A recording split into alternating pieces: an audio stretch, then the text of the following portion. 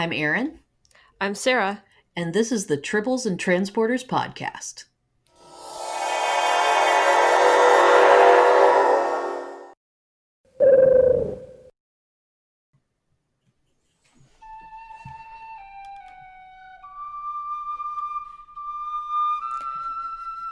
Okay, Erin, I know you know what this is.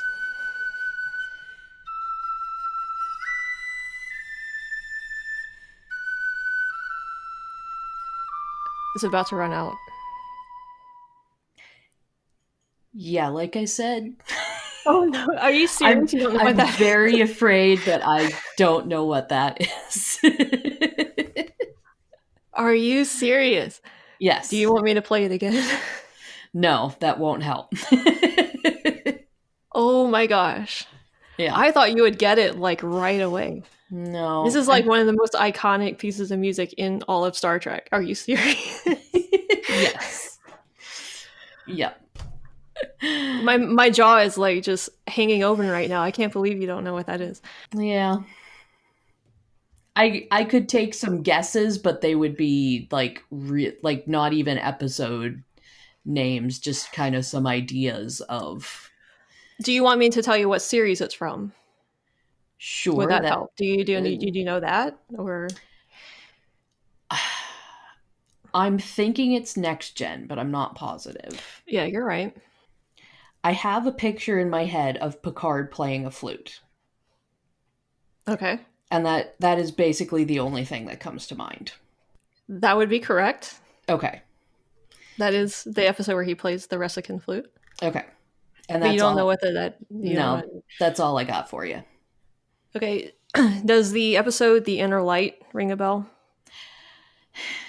Yes and no. It does sound like a familiar title, but I mean, I can't even tell you the storyline or anything. Do you So, remember an episode where an alien probe comes and basically knocks Picard out cold? And he's knocked out for like 20 minutes, but he ends up living an entire lifetime on an alien planet. And he grows old and has a wife and has a family. And the flute is a hobby he picks up. And basically the gist of the episode is that a star it destroyed this alien planet like centuries or millennia ago, and then they put I don't know what it was. They encapsulated their culture somehow in this probe, and the Enterprise found it, mhm. and so it basically transferred the memories from the probe to Picard. So he got to know their culture in like 20 minutes. Hmm. Knocked out. And so they brought the probe into the Enterprise and opened it up, and inside was the flute that he had Ah, played. okay. And so that was like a prop that you saw in his ready room Mhm. for the entire Yeah. rest of the series and in the movies and stuff. So Okay. And like I say, I do have that picture of Picard standing there playing a flute, but I couldn't have brought up the title or anything. yeah, well, The Inner Light, I think won a lot of awards, and it's considered like either the top TNG episode of all time or in like the top two or three, Mm, up there with like Best of Both Worlds and stuff. yeah. So it's on up there, and the cool thing about that episode is that it was a spec script that was submitted to. Yeah. Basically, a fan or amateur writer wrote Uh-huh.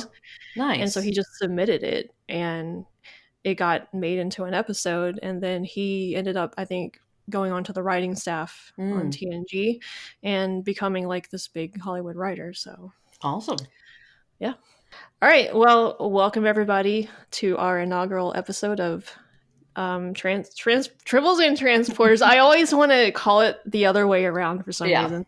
And then half the time I want to say Tribbles and Tribulations for some reason because Well, because of the episode title. is that even the episode title, or am I screwing It's that up too? close. See, it's not. I'm just totally Yeah. screwing it up. That's because the DS9 episode was Trials and Tribulations. Yeah. See, I'm conflating the two. Yes. So That is a word I've only heard used twice, and you're the second one. oh, okay. I actually had to look it up the first time I heard it. I thought, oh.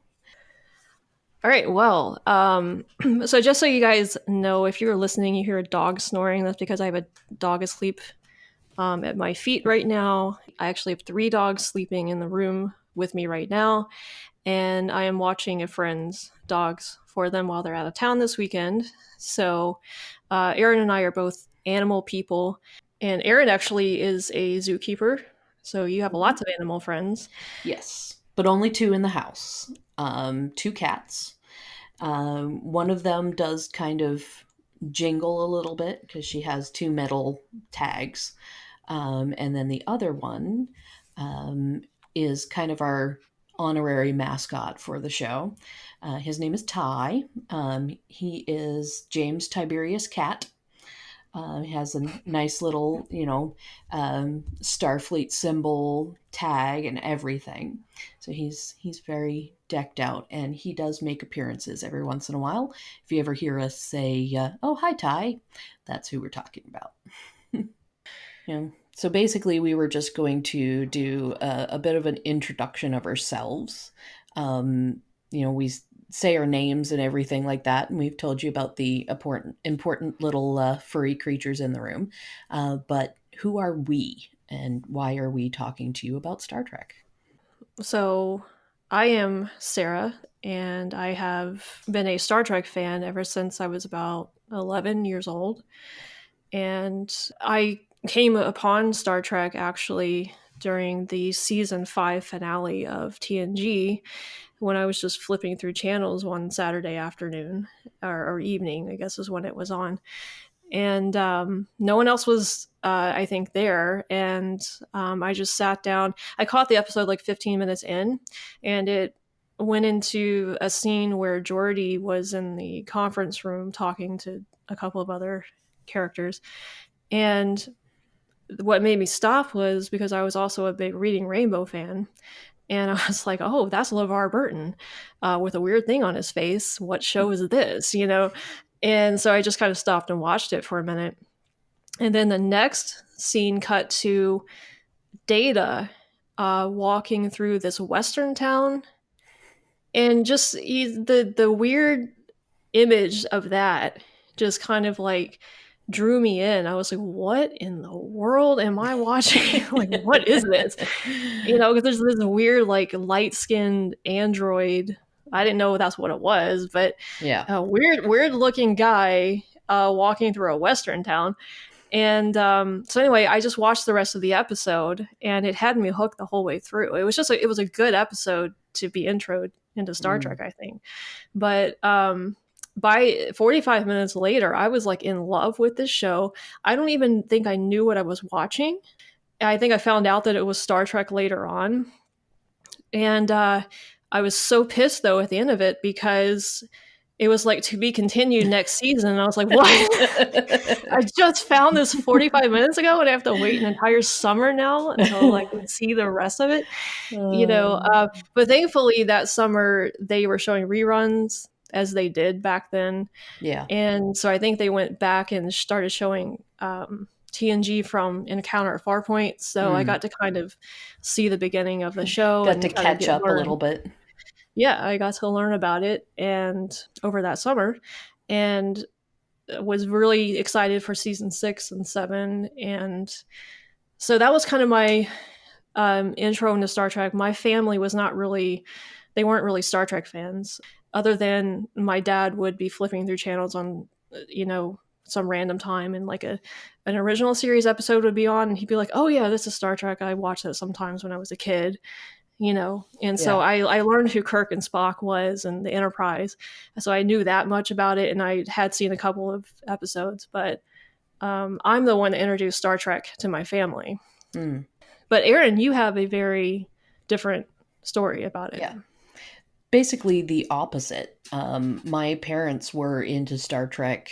I don't know if they were into it from the very beginning because that would have been when they were fairly young. I asked my parents when I started watching Star Trek, and they couldn't even tell me. So I certainly can't pinpoint the age. Mm-hmm. But we definitely sat down as a family Saturday nights. it was a big tradition for us. We would literally go out and do our grocery shopping and our errands and things like that. And in the course of the day, we would each get a little, single bag of chips and a chocolate bar. And we would come home and it was Star Trek night.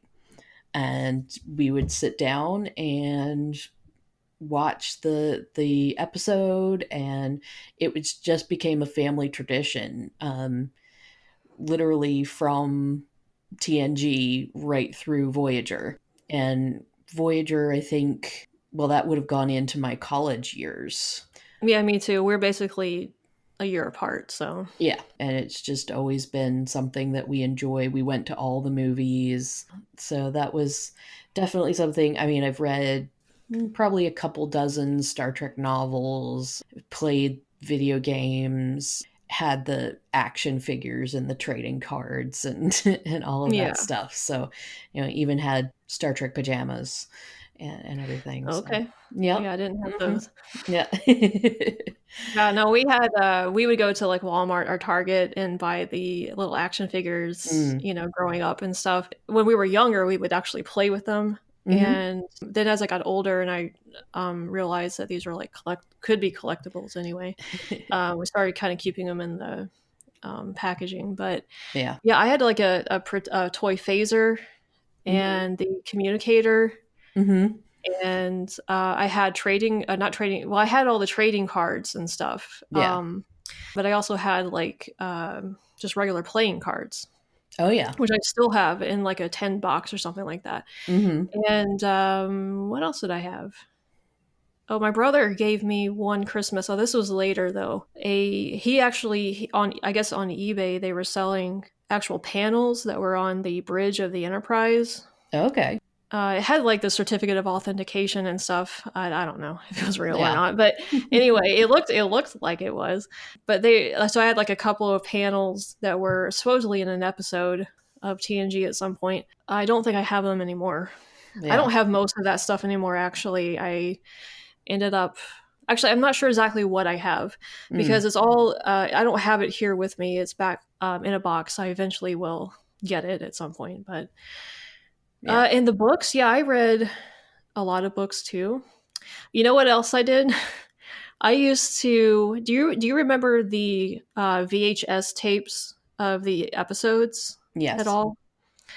I had like 130 of them of the Next Generation. Wow. This was when I was a kid, right? And these Yeah. things were like between like 10 and 15 bucks each. Wow. Imagine that, paying that much per episode. Yeah. That's what seems ridiculous today, Yeah. where we can pay Exactly. $50 and get the Blu-ray of the entire series or whatever. Hmm. How I got that much money to buy all that stuff as a kid, I have no idea. I don't even remember having that much money when I was a kid. Yeah. I spent like over $1,000 on that. It's Wow. crazy. On Yeah. not even a full series of episodes, over $1,000. That's ridiculous. Yeah. Um, Yeah, there are some people who might listen to this who are going to think we sound really old. They talk about Star Trek actually kind of influenced some discoveries and pushed some technologies forward and things, and kind of like how the whole reason we had flip phones was because somebody, the Star Trek communicator in the original series where it would flip open yeah, and things like that. and the iPad. Yeah, yeah, exactly. It's kind of neat to be of the generation that saw those things come about. Yeah, because they used to be so futuristic, and Hmm. now it's like, And I was like, you have a flip phone? Like, yeah. get into the century. At least the Next Generation and after still seem somewhat modern because of those, because they had the touch screens and stuff like that. Right, And they had technology that we still don't have exactly. But if you go back and like look at some, and we're gonna have an episode about all of this later on, and we'll get into right. detail about it. But Yeah, exactly. it's funny though, like you can go back and watch some episodes or the movies or whatever, and even like their stuff looks antiquated compared to like an iPad or something. It's Exactly. Well, and you think about the original series, how little they really had for a budget and everything, and to make it look as good as they did for the time period and the budget and the fact that they were kind of running on a thin supply of experience of making that type of TV. It was something very different. It drew from, it's funny you mentioned that an episode with Data in an old Western town was what hooked you, because, you know, a lot of people compare the original Star Trek to kind of a Western in space. So it's like Well, that's what Gene Roddenberry intended it to be. The exactly. wagon train to the stars. Yeah. In preparation for this podcast, we did go back and watch one original series episode. It had been a long time since I'd really watched it. And before, when I watched it, the original series, I mean, I kind of dismissed it as being like silly 60s design, you know, and all that stuff. Right. But this past time when I went back and watched it, I was really struck with, you know what, if I was in the 1960s, this would look really kind of cool and futuristic, Absolutely. you know? So I had to kind of like put myself back in that time. Like, I don't know, I wasn't alive then, so I don't know what it was like, but Yeah. I could imagine, like, yeah, you're right. This looks very different than any other sci-fi Yeah. that had come before it. Because I've seen a lot of old sci-fi because I'm a film major and I had to watch a lot, you know, a lot of old sci-fi stuff, right? Yeah. And it definitely was a very primitive looking compared to the original series of Star Trek. Yeah. So at the time, I guess it was pretty groundbreaking in a way at Yeah. the time. No, I don't know. Now, if you were alive back then and like, experienced all of that, we have social media and stuff. We want you to go, and we'll have links to it and wherever you're listening to this podcast. But we'd like you to comment if you were around for the original series and you experienced all of that. Why don't you guys leave us a comment and kind of tell us what it was like? How was the original series perceived back then? Absolutely, because that's what we want this podcast to be. Is it's not just Sarah and I having a conversation and you guys listening in. We want everyone to be able to interact with us and be able to share your opinions and things like that. And I think every episode we're going to ask a question, ask you guys to comment about something, and then integrate it into our next episode. We'll be asking you questions about stuff we're going to talk about in the next episode. And speaking of questions, do we want to move on to our questions? Nice segue. You set it up. All right. So basically, what I've done is I went through and I kind of found some questions, made up some questions, just sort of to prompt our own opinions on things in the realm of Star Trek. Let's start off with a fairly simple one. Since we were talking about technology, would you rather have a transporter or a replicator? Replicator. Yeah, that's same. easy. Yeah, if I was smart enough to actually invent a replicator right now, I would do it because it would completely change life as we know it. Yeah, that actually just reminded me of in Voyager. I believe there was an episode where, you know, the planet that the Okampa were on with the Kazon on the surface was very dry, and they were always, you know, water was basically a commodity. And with Voyager coming along and basically being able to just speak and generate water by using a replicator, you know, that became a very powerful bargaining chip. I mean, it would put retail out of business, would put farmers out of business. We wouldn't have to kill animals for food anymore unless it was like a delicacy. I mean, I would imagine in the Star Trek universe they still eat real food. Yeah, definitely. Well, and I believe in Deep Space Nine, Sisko's dad was a restaurant owner or something, wasn't he? Yeah. Yeah. So that stuff still exists in the 24th century, but I'm sure it's more of a delicacy than. Yeah. Well, and the Picards had a winery too. Yeah. I don't know, like how.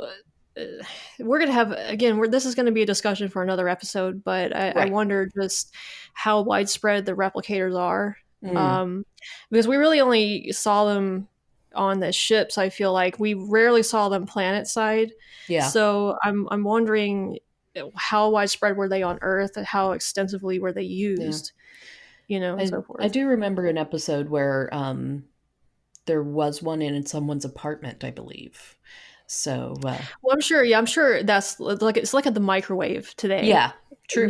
Everybody will have one, but is it just for food? Do you do all your clothes? All your Mhm. shopping through the replicator?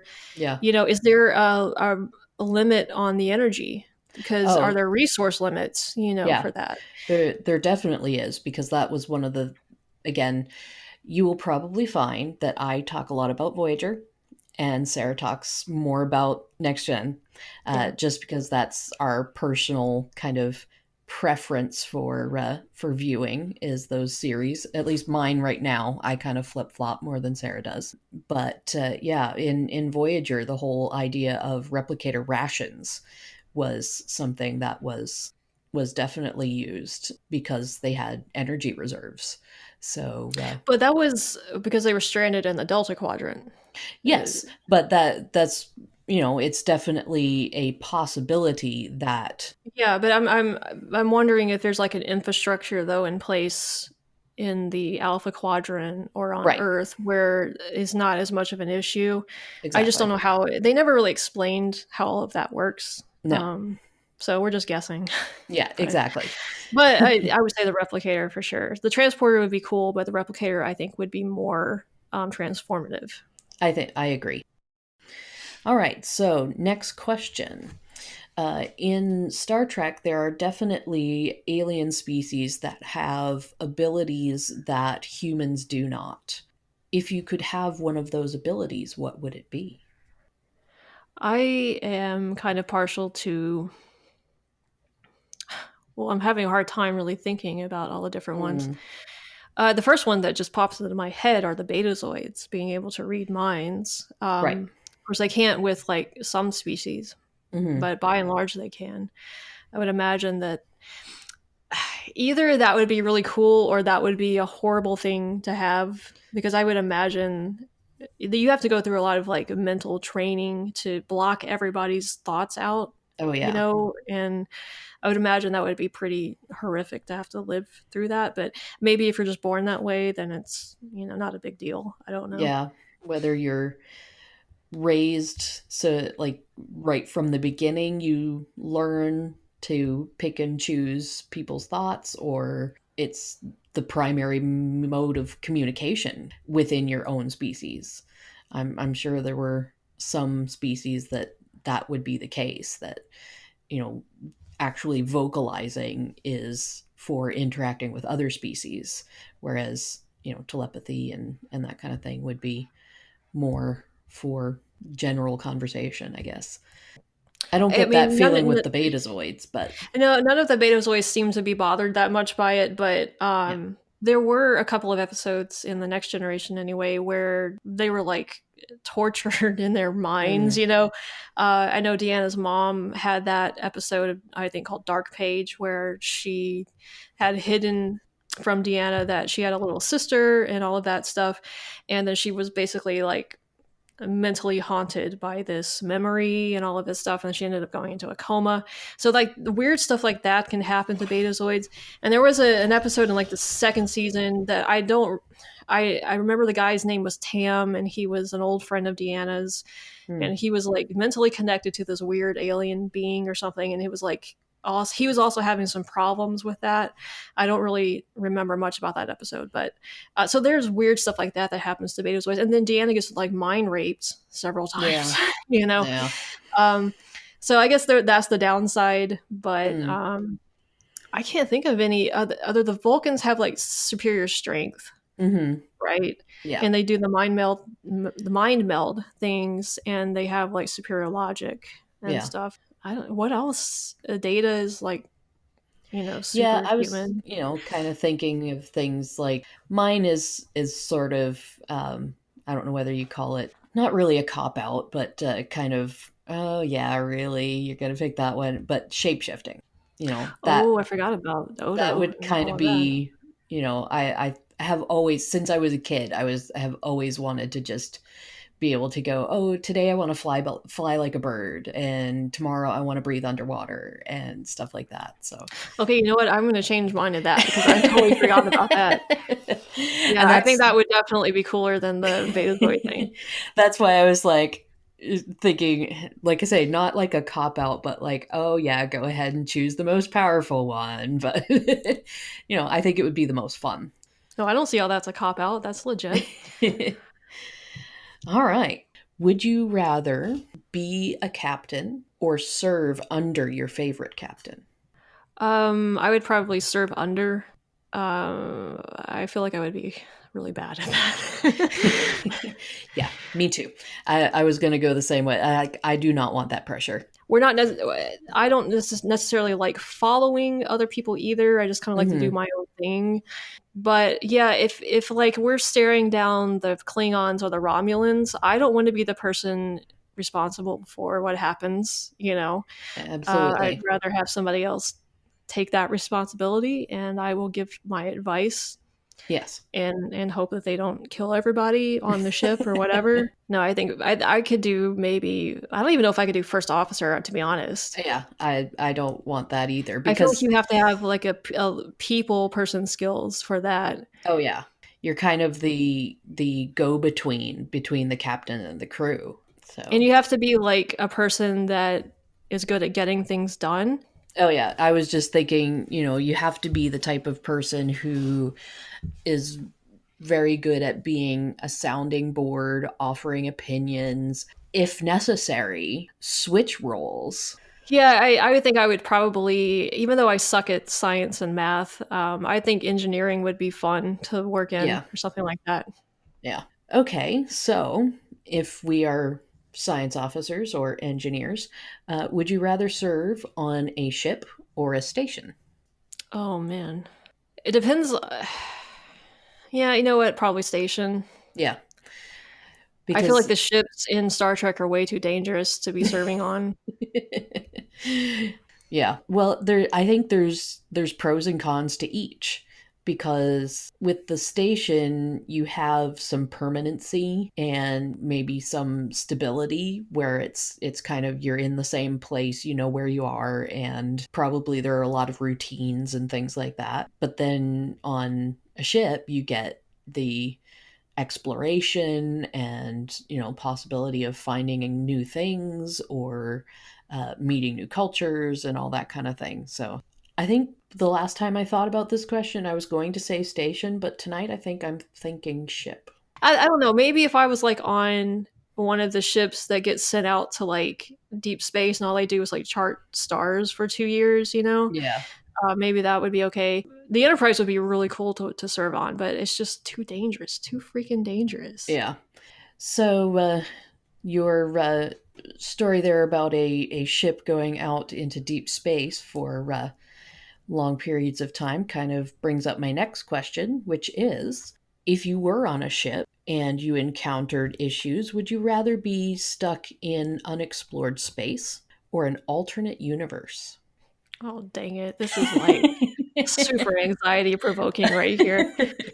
Unexplored space, do you mean like you can still like turn around and go back to where you Yeah. came Yeah. I from? Or mean, like, are you talking like Voyager lost in space? yeah, Or exactly. Not like, oh, I have no idea where I am and I'm just going to have to, start a new life. No, but just okay, you either get, you encounter an anomaly and it's either going to drop you off far away from home or close to home, but it's not quite home.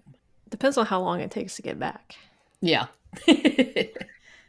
If it's gonna take less than 5 years, I'm okay. I'm probably okay with just being stranded for a little bit. Yeah. The alternate timeline is just that freaks me out a Yeah. lot.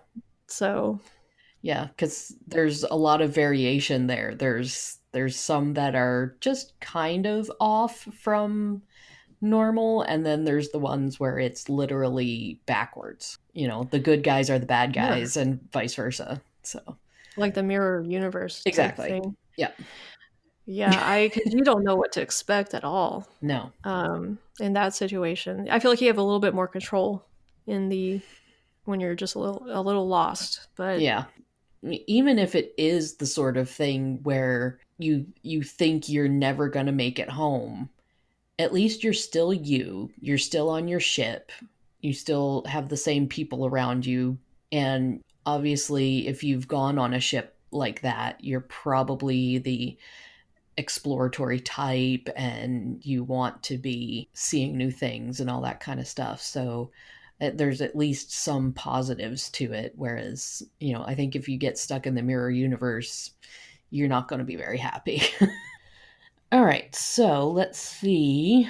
I think I really only have one left, and we kind of sort of covered it a little bit. But so say you're enrolling in the academy. What track do you take? if I was good at math and science, Mm-hmm. I would probably go engineering. Yeah. However, well, do they have like humanities? Like, how does that work at the Yeah, academy? I've not seen a lot of like real in-depth lists of what they cover at the academy. I mean, for me, basically I would just do whatever kind of parallels my actual life. Like you said, I am a zookeeper. I work with animals, so I would probably go into the sciences and follow like a xenobiology track or something, and Yeah. kind of become a bit of a zoological scientist or something like that. I probably couldn't get into the academy in real life, Well, just that's because, just because I don't have like I majored in film, so they don't have that track at the academy. I'm pretty sure, and I'm not good enough at science and math to probably even pass the test to get into the academy. Oh, I So wouldn't be either. Like, I mean, there's like being good at biological sciences and being good at the numerical sciences. I am not good at the numerical sciences. So yeah, that's basically my list of questions.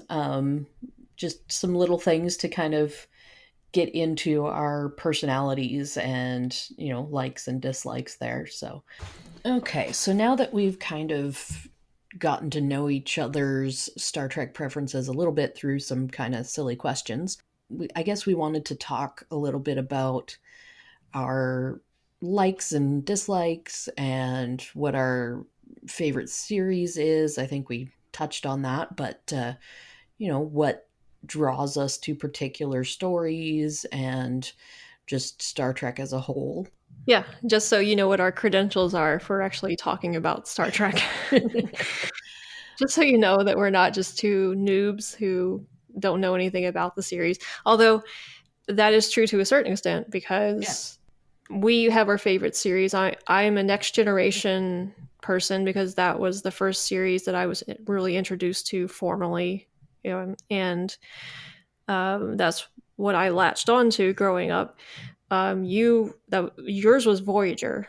Yeah, it currently is. Oh, And currently. it was for a long time, while it was on as well. But, I grew up with Next Generation, and I enjoyed Deep Space Nine, but I think I hit it at just an age where it wasn't as exciting as I wanted it to be, but I also wasn't, old enough to really dig into the intricacies that are kind Yeah. of key for that series. I enjoyed it much more as an adult going back and watching it. So for a while, Deep Space Nine was my favorite, but I've since gotten back into Voyager and just really gravitated to that story and those characters. They just really are the ones that I kind of grab onto and could see myself being among them and enjoying their company and all that kind of thing. So, which is, I guess, Mhm. what I'm doing when I'm watching the episodes. Well, yeah, that is true. They become kind of your extended family in a Yeah, way. absolutely. I think all Star Trek fans feel that way. Yeah, Like, I hear that all the time from Star Trek fans. yeah. It's like when you find the series that fits you, it's like you become a member of the crew. And I don't know if that's more so true with Star Trek, because I know other shows have that effect on people as Yeah. well. Like you're invited into, or you invite them into your living room Hmm. every week, or you know, or binge watch it nowadays. Yeah, exactly. They become like these personal friends of yours in a Yeah. way. That's kind of why, Voyager appeals so much to me. I remember I was watching a TV show. I will believe it was called Night Watch. And it was a reality show that followed along with paramedics, firefighters, and police officers in New Orleans. And it stuck with the same people. They had a few from each group that they followed for the whole season, and really almost felt like you were getting to know these people. With Voyager, I kind of find myself identifying a little bit with the sort of less regimented way that it kind of ends up being more of a family feeling rather than a job or something like that. I get what you're saying about Voyager, in the camaraderie between the crew is a little different on that series because of the circumstances that they're in. And I do agree that they are probably a little bit more approachable in that way. I don't know. I think just the whole premise of it wasn't as appealing to me as the Next Generation, or even as Deep Space Nine. Voyager would come as like number three probably for Yeah. me. Not that I disliked it. Oh, yeah. It's just I don't know. When I was a kid, I wasn't allowed to watch Deep Space Nine actually. Really?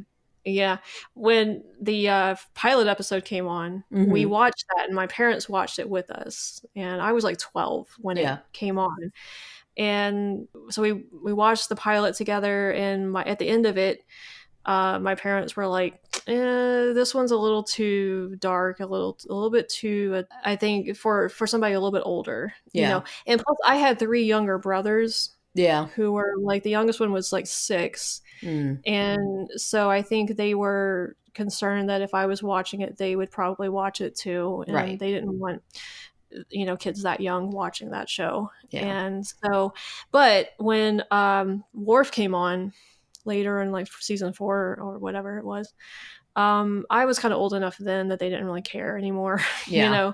And so I did start watching Deep Space Nine like in the last couple of seasons when the Dominion Wars stuff started. Yeah. I Which, watched it a little bit before then, but not yeah. much. Which oddly, the Dominion War is kind of the darker version of Deep Space Nine. Yeah, but I was, Yes, I don't know, in high school by then, and exactly. so my parents were not as strict with me then, but Yeah. No, I can understand. I mean, like I said, I was probably too young to really catch a lot of what was going on in Deep Space Nine when I watched it when it was originally on. So yeah, I totally get what you're saying with your parents not wanting a 6-year-old watching it, and it's just going like completely over his head, but you also know it's going into that little brain and yeah. gonna pop out who knows where.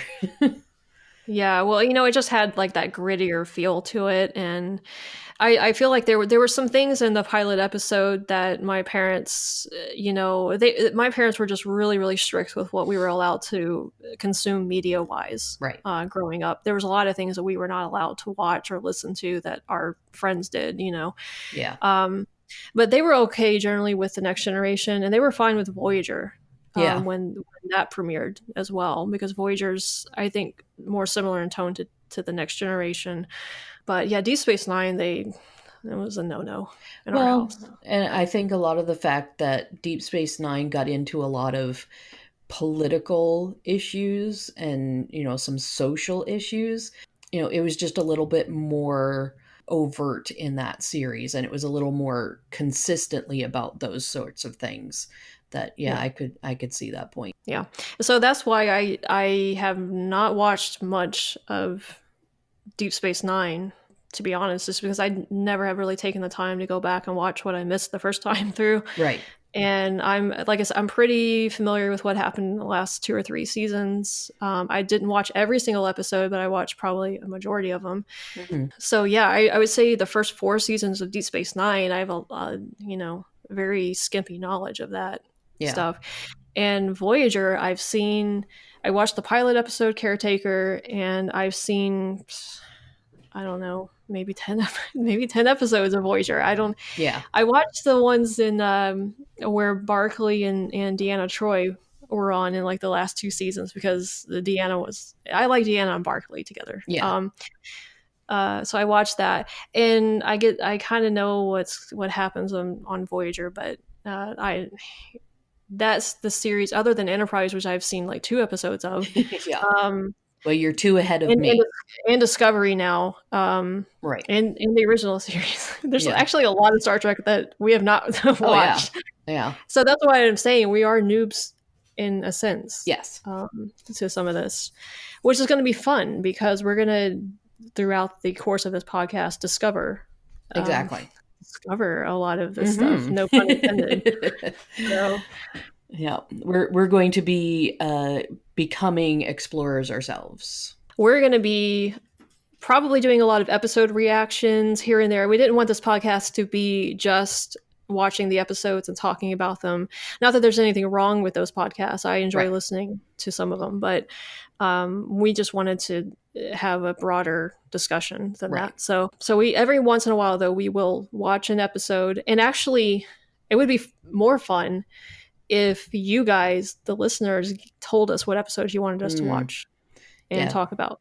We will definitely do at least one episode where we watch viewer suggestions. Yeah, and if we're like talking about something and an episode comes up and we're like, oh, we should watch that, and we'll do that. But yeah, I think it would be fun because we want this to be entertaining for you guys as well. So if you have a suggestion for us, please comment and let us know, and we will definitely take it into consideration. Exactly. Yeah, but coming up, just to let you guys know, coming up in either our third or our fourth episode, which should be released already, we will be reacting to Discovery for the first time because Yes. neither one of us has seen that yet.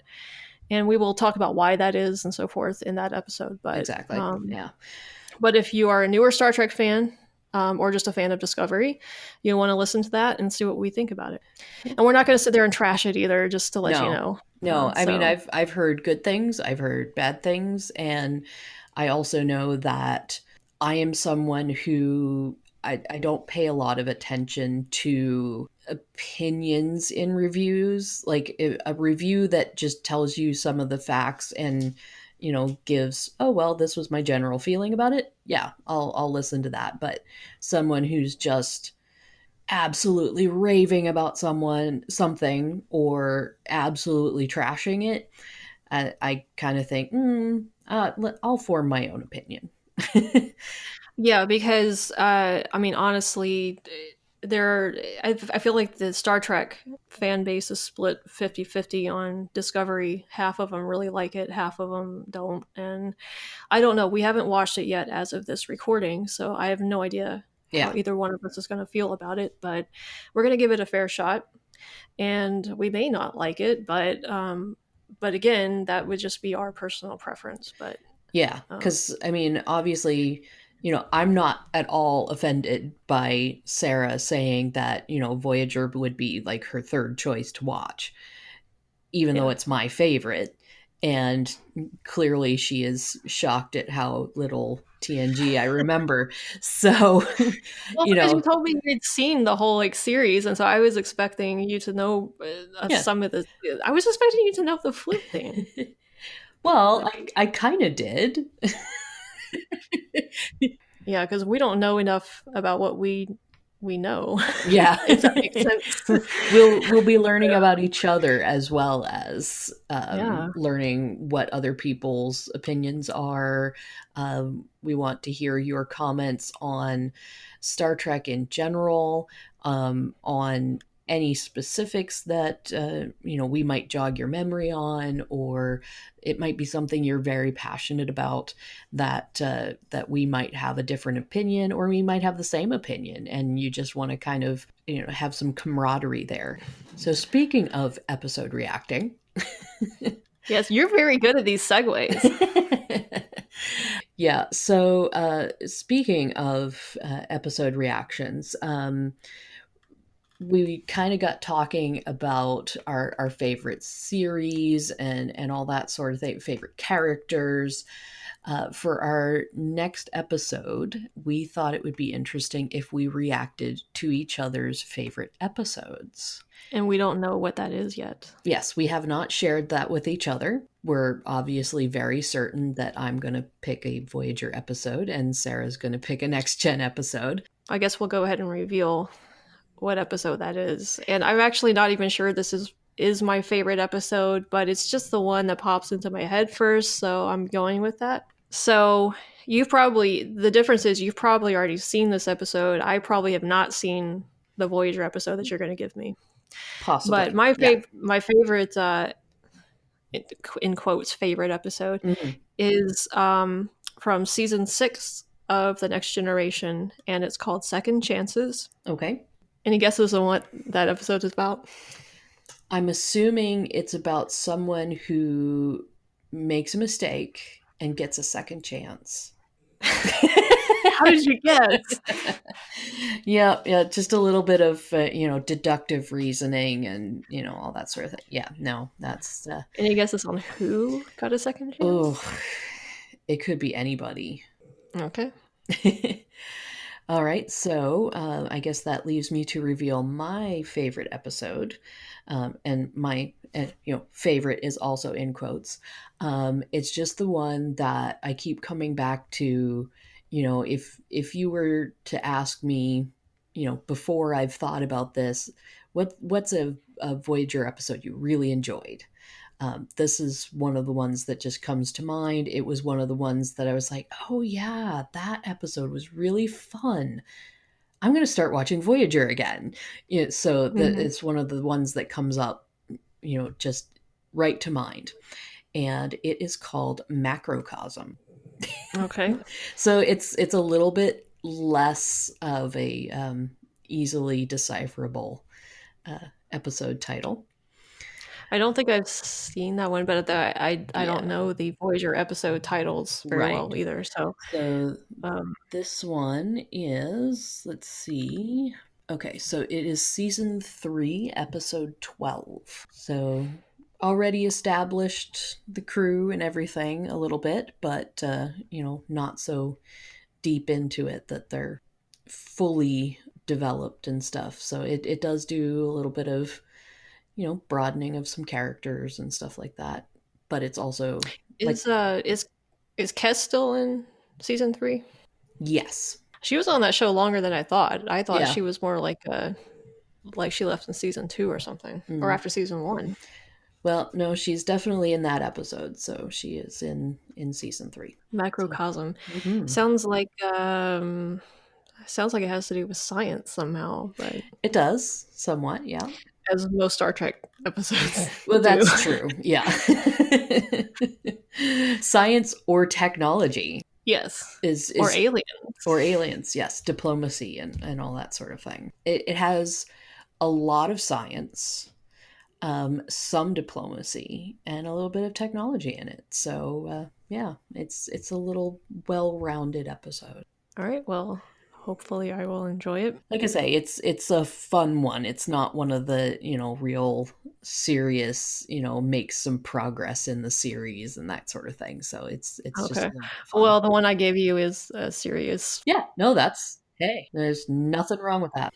I have to say though, I almost went with like a fun episode. Yeah. Though, because I really like those. I'm a stickler for comedy. Yeah. And so I prefer watching comedy over drama. In fact, Star Trek is like one of the only drama shows that I watch. So, and see, I'm the reverse. Yeah, I watch a lot more drama than comedy. So it's interesting that our episodes were chosen the way they were. Well, I will say I say it's a fun episode, but I wouldn't say it's a funny episode. Okay. So I look forward to seeing what you think of my choice, and we also want to hear what you guys think. Um, we encourage you to watch the episodes. One of the things that we really want to do with this podcast is encourage you to watch more Star Trek. We want this to be a vehicle for expanding our knowledge of Star Trek, and kindling interest in it. And especially since we're in kind of a second resurgence of Star Trek now. yeah, for Or maybe sure. the third resurgence if you include the original series. Very true. Yeah. You have Discovery in going into its third season.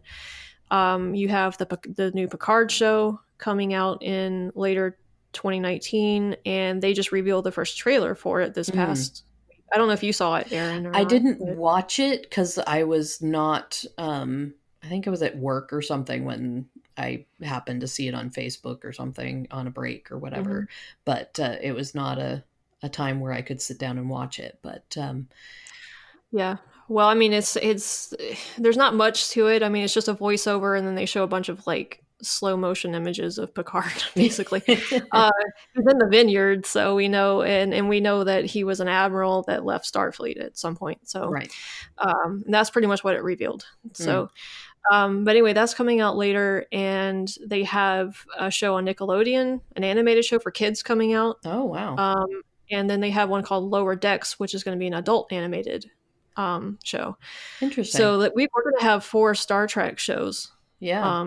Airing at the same time here in the next year or so. Very cool. So it is a big like resurgence of Star Trek again for a new generation. Yeah. This is going to be what they latch onto probably. Exactly. And I hope that if you are a younger fan, you will also, in addition to watching all the new stuff coming out, you will also give the older stuff a chance as well, because that's where it all began, and that's what all this new stuff is based on. And I think the older stuff still stands up pretty well. Yeah. It might look a little dated here and there, but but Star Trek's not really about the aesthetics so much. It's about the stories and the characters. So. Exactly. Yes. So that. And there's a Star Trek online. The Star Trek Online, it's a game, but people treat it like a series, kind of. Yeah. In the way I've seen people talk about it, anyway. Yeah, I've not played it. I thought about it a couple of times, but never actually jumped into it. Yeah, it seems very in depth and like it has a lot of breadth to it. The only Star Trek game I've played, we had the board game. Yeah, me too. I think it was the Next Generation board game or something like that. We never figured out how to play it though. We just like made up stuff. So yeah, we would like read the we were kids, right? Okay, and so we were little like kids trying to figure the game out, and we about halfway through reading the instructions, we lost interest, and we were just like, yeah, we're just gonna make up something, and so that's what we did. But we also had like the Borg.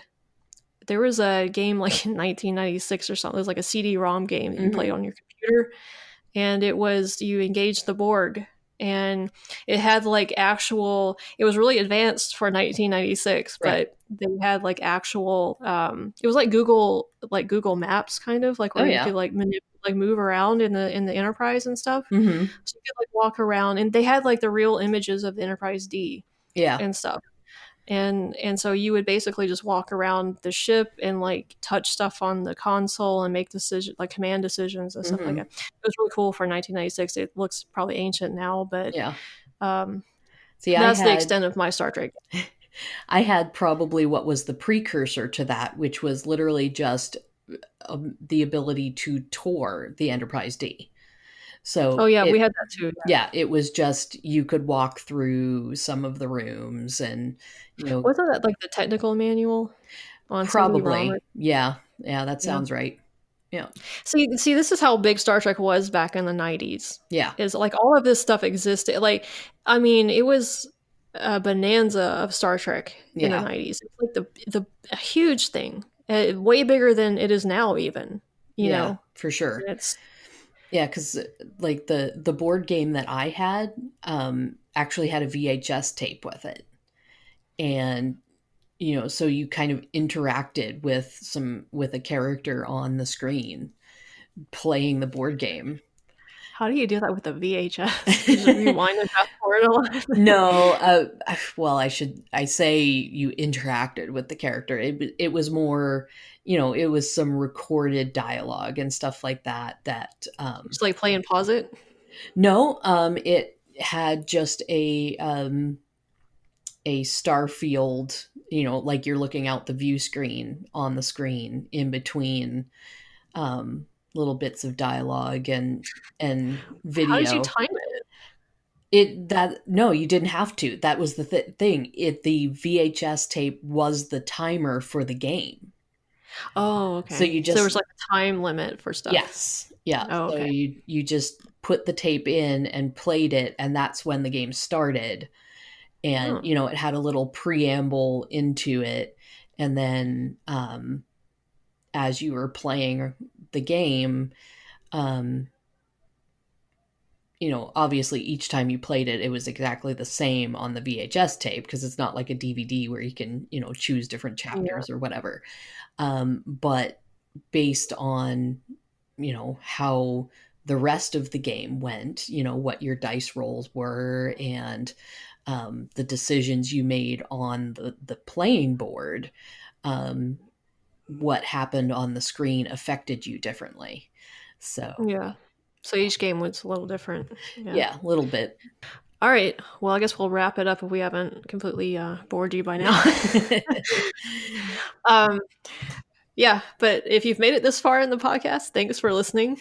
And we have other episodes available for you to listen to right now.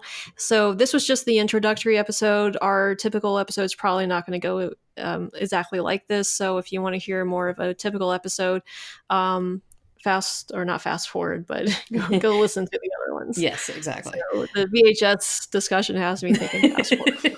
We went back Um, to the 90s. yeah, we're old, so Yeah, it's a sad reality. the middle child now though, because we have like our parents' generation and then our generation and then now the Yeah, younger ones. yeah. So We're not millennials, but we're not baby boomers, so yeah, we're kind of in between. we're kind of like, I don't know. I think we are millennials. We're like the absolute oldest millennials that could possibly exist. Yeah. I don't think we're quite Generation X. It would be the other one. Yeah. We're just maybe in between the two, Yeah. but I do identify more with the millennial generation, probably because I have younger siblings. But Mm. so subscribe to our podcast, like us on Facebook, follow us on Instagram, follow us. What's the other one? Twitter. We have Twitter. We are at Tribbles Podcast on Twitter. On Instagram, we are Tribbles and Transporters Podcast. And then on Facebook, we have the Tribbles and Transporters page. So we also have email that is tribblesandtransporters@gmail.com. So I hope you guys enjoyed it. I hope you come back for our next episode, which, as Sarah said, should already be up on whatever platform you are listening to your podcasts on. And I look forward to our next discussion. Yeah. And thanks, guys. We'll see you next time. Have a good one.